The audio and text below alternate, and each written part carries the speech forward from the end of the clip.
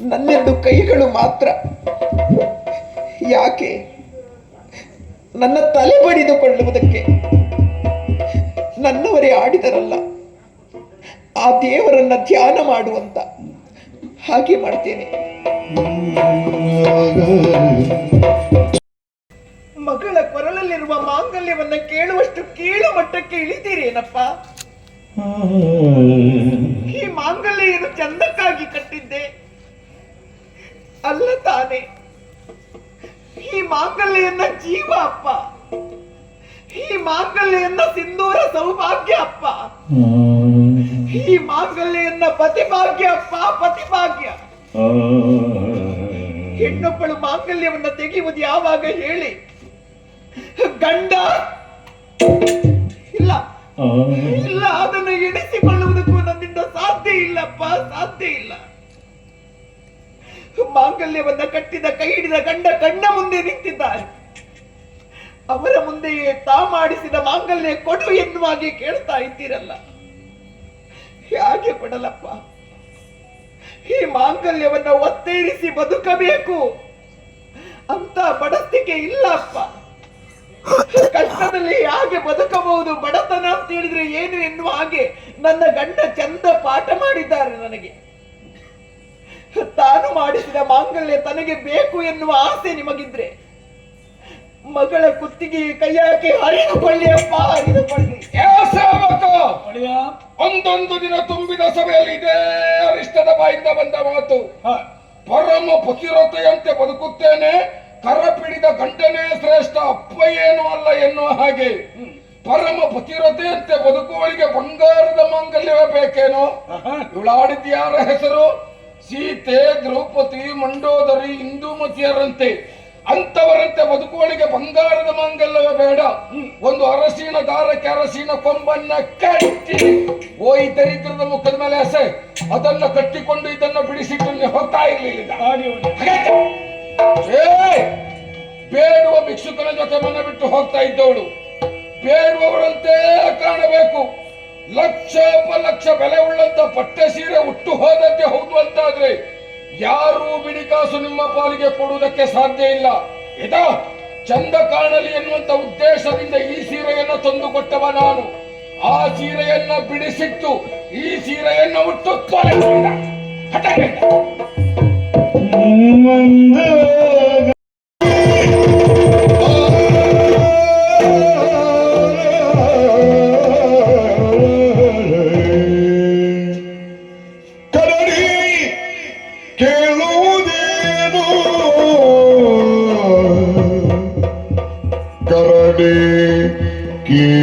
ಕೇಳುವುದೇನೋ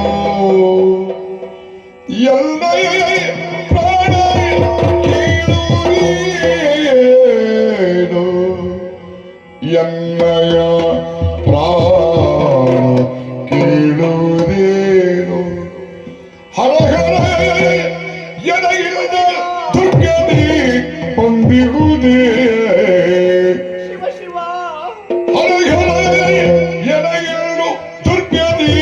ಹೊಂದಿರುವುದೇ ಬರಿದೆ ಕಳುಗಲಿಯಂತೋ, ಬರಿದೆ ಕಳುಗಲಿಯಂತೋ, ಬಿಡಿಗಾಸು ಇಲ್ಲದಿರೇ ಬರಿದೆ ಕಳುಗಲಿ ನಾನೆಂದು, ಬಿಡಿಗಾಸು ಇಲ್ಲದಿ ತೆರನಾದೆ ಕರಡಿ ಕೇಳುವುದೇನೋ, ಎನ್ನಯ ಪ್ರಾಣ ಕೇಳುವುದೇನೋ, ಎನ್ನಯ ಪ್ರಾಣ ಕೇಳುವುದು ಏನೋ.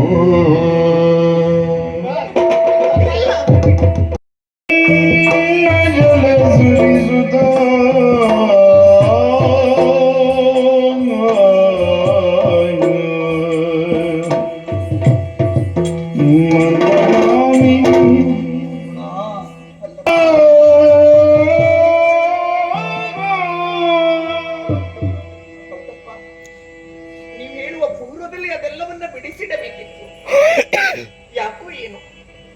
ತವರು ಮನೆಯಿಂದ ದೂರ ಹೋಗ್ತಾ ಇದ್ದೇನೆ, ತಂದೆಯಿಂದ ದೂರ ಆಗ್ತಾ ಇದ್ದೇನೆ ಎನ್ನುವ ಆ ನೋವೆನ್ನುವುದು ಇದನ್ನ ಮರೆಸಿ ಬಿಟ್ಟಿದೆ.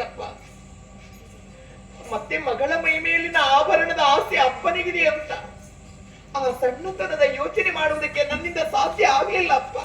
ಸರಿ ಬಿಟ್ಟ ನೋಡಲಿ. ಇದ್ರೆ ಉತ್ತಮ ಸಂಸ್ಕಾರವನ್ನ ಕೊಟ್ಟು ಬೆಳೆಸಿದ್ದು ನೀವು ನನ್ನನ್ನ. ಅಪ್ಪ, ಹುಟ್ಟಿದ ನಾನೇ ದರಿದ್ರಳಂತಾದ ಮೇಲೆ ಈ ದರಿದ್ರಳಿಗೆ ಈ ಅಲಂಕಾರದ ಆಭರಣಗಳು ಬೇಕಿತ್ತೇನಪ್ಪ?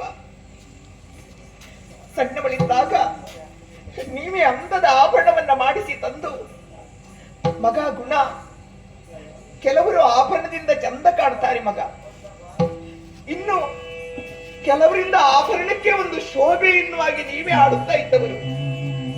ಮಗ ಗುಣ, ನೀ ದೊಡ್ಡದರಿಂದ ಈ ಆಭರಣಕ್ಕೆ ಒಂದು ಕಳೆ ಬಂತು ಎನ್ನುವಾಗಿ ಆಡಿದವರು. ಕೊಳ್ಳಿಯಪ್ಪ, ಅಂದೊಂದು ದಿನ ಕಂಠಕ್ಕೆ ಹಾರವನ್ನ ಮಾಡಿ ತಂದು, ಮಗ ಗುಣ, ಅಕ್ಕಂದಿರಿಗಿಂತಲೂ ಪೂರ್ವದಲ್ಲೇ ನಿನಗೆ ಮಾಡಿ ತಂದಿದ್ದೇನೆ ಎನ್ನುವ ಹಾಗೆ ನೀವೇ ತೊಡಿಸಿ ಮಗಳೊಂದಿಗೆ ಮಗುವಾಗಿ ಕುಣಿದ ಆ ನೆನಪುಗಳು ಮಾಸಿ ಹೋಯ್ತೇನಪ್ಪ.